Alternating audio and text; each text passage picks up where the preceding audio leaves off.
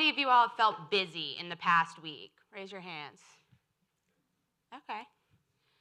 So how many of you have felt this busyness take a turn toward an overwhelming race against the clock?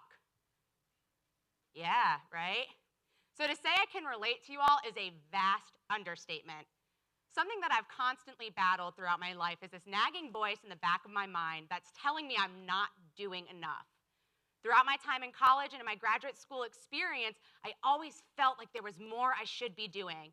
It didn't matter what classes I was enrolled in, how many research teams I was a part of, what jobs I held. I still felt the need to be doing more. Can you all relate to this feeling? Right? It's pretty terrible to feel that you have no more free hours in the day, but to know that you need to be finding more to do. I finally grew so sick of feeling physically ill because I was working myself into this point where I wasn't able to sleep. I was losing my appetite. I honestly started to feel depressed, and I just was walking around with this sense of doom every single day.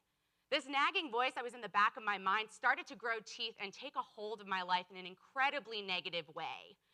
And so I was sick of feeling this way, and I knew that I needed to make a change, but I didn't know where I needed to start. I'm an external processor, so after a few moments, I was able to recognize I needed to start talking to my friends. So I do identify as a millennial. My dearest friends are also millennials. So I started relying on those people and just asking all of my peers, could they relate to what I was feeling? And not at all shocking, especially considering how many hands were raised today, almost all of my friends could relate to that voice in the back of my mind. And I tuned into this pretty quickly. I wanted to try to understand why so many of us millennials are living with these terrible feelings of inadequacy. So after that point, I decided that I wanted to try to listen to this voice in a different way that I had. So this voice had taken a hold of my life and pushed me to do more. And now I tried to start listening to it when it would creep up in my mind and ask myself, who was the first person that made me feel inadequate?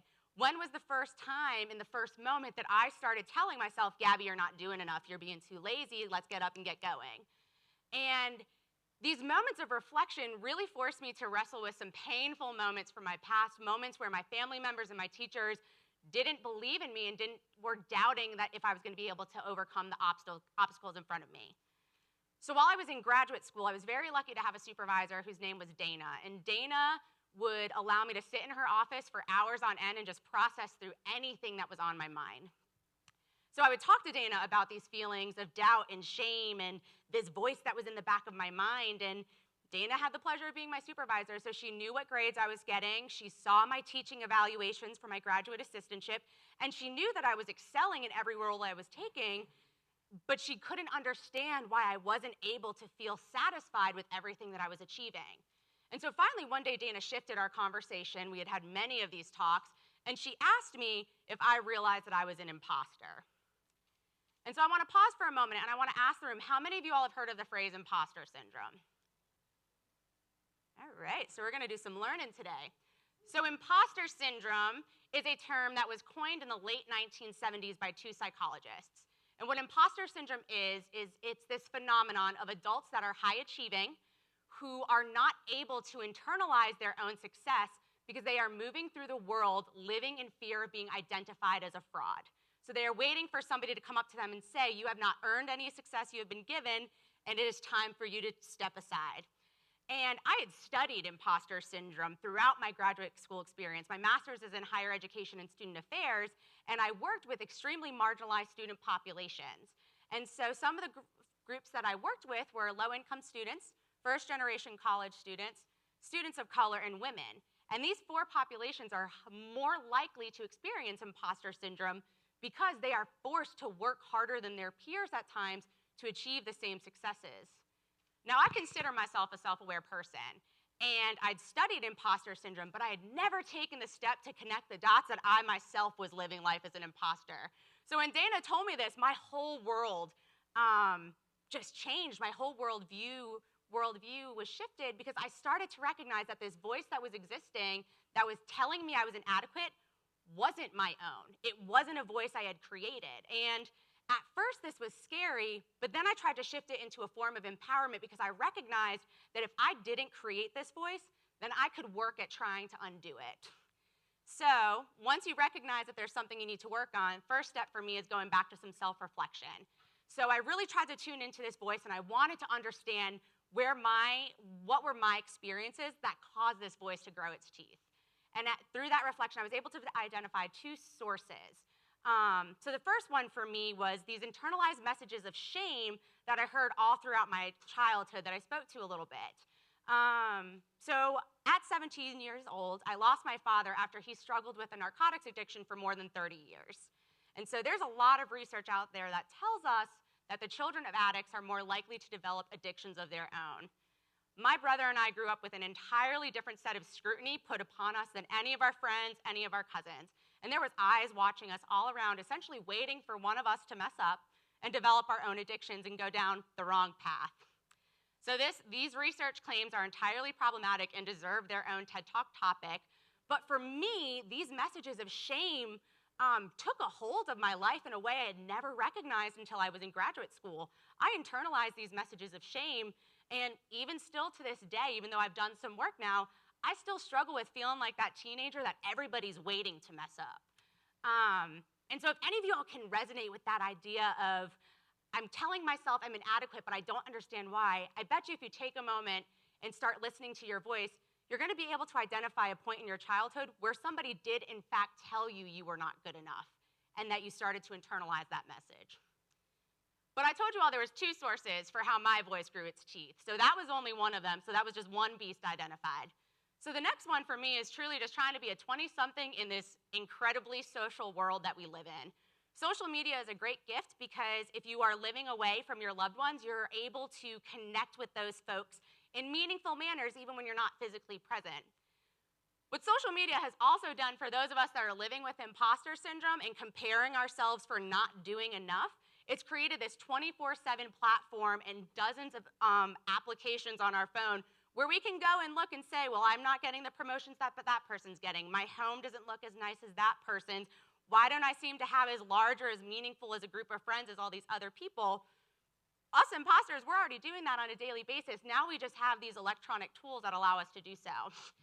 For me, though, it wasn't just that portion of it. What social media has also done is it's essentially allowed anybody with some Wi-Fi access to become their own journalist and just try to write these like pop psychology blogs. And us millennials, we are a favorite topic of fodder for these people. So there are a lot of blogs out there that talk about how terrible we are.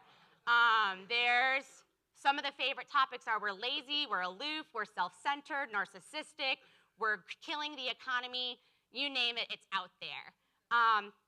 I work here on the college campus, and I work with mostly millennial students, and in my eyes, I am not struggling with students that are trying to overcome being lazy and aloof. I'm really struggling with students that are hearing this voice in the back of their mind, trying to do more, but not understanding how they need to find their own centeredness and their own happiness to then be able to go out into the world and serve in a more meaningful manner. And so I struggle with this as well, even though I'm helping my students. And this form of social media, hearing elder generations tell me that I'm not good enough, I'm an imposter. I'm finding ways to tell myself it every single day, and I didn't realize how much I internalized these messages. And so those are the two sources for me that I identified where this voice just grew and really developed some strength. And when I started talking with my friends again after I had done some reflection, a lot of them could relate to this idea of, absolutely, I'm shaming myself from things that weren't my own, somebody telling me I wasn't good enough, and I'm feeling the pressing need to stack myself up against others and to prove I'm worthy, even though I can't find that worth within myself. And so as I was talking to my friends and I recognized we were all struggling to overcome this voice and it had kind of been identified as two sources, it was a little bit overwhelming at first because we had identified why this voice had grown, but we didn't understand what it was going to do to us if we persisted. And now recently there has been some research that is showing us what this busyness trap of trying to overcome this voice of inadequacy is doing. So I want to speak to two particular medical practitioners actually that have been talking about this overwhelming sense to remain busy and what it's doing. So the first is Dr. Susan Coben. She's a general practitioner in the Northeast region of the country, and she has written extensively on the negative impact she sees in her patients when her patients are telling her that they do not have enough hours in the day to complete the tasks that they have. And so some of the symptoms that Dr. Coven is seeing from folks that are stuck in this busyness trap are increased blood pressure, insomnia, fatigue, and a loss of appetite. And so those are all the things that I told you all I was personally struggling with. So now I've got some medical data to back up the narrative that I shared with you. Dr. Susan Coven doesn't explicitly state the age range of patients that she's seeing this in, but us millennials, we're mostly identified as adults now, as some of the age of the patients she would be working with. And so this busyness trap is really what she's seeing, the negative impacts of the physical effects in her patients. The second study I want to speak to, though, is actually just published in February 2016, and it's by Dr. Mujtabai, and he wanted to study the increase in the medical misuse of the drug called Adderall. So Adderall is used to combat ADHD. Patients that take this drug, it allows them to focus in on a task for a longer period of time than they're able to on their own. So I'm sure a lot of you all have heard about this drug. People are choosing to take it at higher rates even when they do not struggle with ADHD. What Dr. Mujtabai is mostly concerned about, though, is the increase in emergency room visits that are directly linked to the medical misuse of Adderall. So in the year 2006, there was only around 850 emergency room visits for the misuse of Adderall. And in 2011, that skyrocketed to nearly 1,500. So a drastic increase in a relatively short period of time. Some of these physical symptoms of the medical misuse of Adderall are cardiovascular issues and an increase in blood pressure, but the most drastic one is a stroke. And strokes can be fatal. So this is very, very scary. Dr. Mujtabai believes that this medical misuse has increased due to its abilities to allow his patients to focus on tasks for longer periods of time. So based upon everything that I've shared with you today about millennials struggling to quiet this voice that's in the back of their mind by finding ways to remain busier, it is not too far of a stretch for us to reason that this medical misuse of Adderall is directly linked to the effects that so many of us are struggling with if we're living life as imposters. And so I chose to share these two pieces of research with you all today because in my eyes, they most explicitly highlight the dangers that exist if we allow this voice to continue.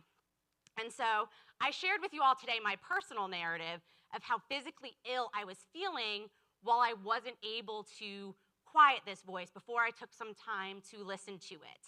And something that took me far too long to recognize in my own life is that I do not have any ability to serve others if I haven't served myself first. As millennials, we really are one of the most service-driven generations in existence. We're credited with spearheading the most activist movements in this millennium, and we're constantly focused on finding ways to serve the communities that we are a part of. But we are so deeply struggling to serve ourselves, and we have no idea how to do so. And so once I took the time to recognize that I was so tired of feeling physically ill all the time by fighting this voice that I didn't even put in my head that was put there by somebody else, I tried to start being brave and taking steps to care for myself. And so I've started engaging in what I like to call revolutionary self-care, because what I'm about to share, for some folks might seem like everyday happenings, but for me was really taking a stand against this terrible psychological syndrome that had grasped a hold on my life. So as a young professional, I will say no to certain volunteer events if that means I get to go home now and FaceTime with my best friend that lives in a different state. I try to shut out from social media as best as I can on the weekends because that allows me to engage more meaningfully with the people that I've got physically present with me. I sit and read a book just for fun. I take baths just because at the end of a long week. And these are all things that I never used to allow myself to do because I felt that I was inadequate. What I can say, though, is that by taking the time to focus on myself more, I've become more happy and self-assured. And I think my students are the ones, truthfully, that get to reap some of the biggest benefits, and also my loved ones get to reap some of the biggest benefits because I'm more fulfilled now. And so I want to leave you all today with this charge, that if any part of this talk resonated with you, that if you're sitting in your seat right now feeling like, dang, I need to talk to Dana, I think I'm an imposter myself, I don't know why this voice is existing, I want you to try to pause the next time you hear that voice. And I want you to start going through the steps of asking yourself, who was the first person that made you feel inadequate, and when was the first time that you told yourself you weren't good enough? Once you can start doing those things, what you're going to recognize is you didn't create this voice. This voice was put there. And that needs to be a moment of empowerment for you to understand that you can deconstruct its negative impacts and you can get it to loosen its teeth. I never want you all to forget how immensely valuable and powerful you are. You have the ability to change your community in so many amazing ways. And so I just want you to remember that if you take care of your mind and your body first, you're going to be able to take care of others in incredibly innovative ways. So engage in some revolutionary self-care. Thank you all.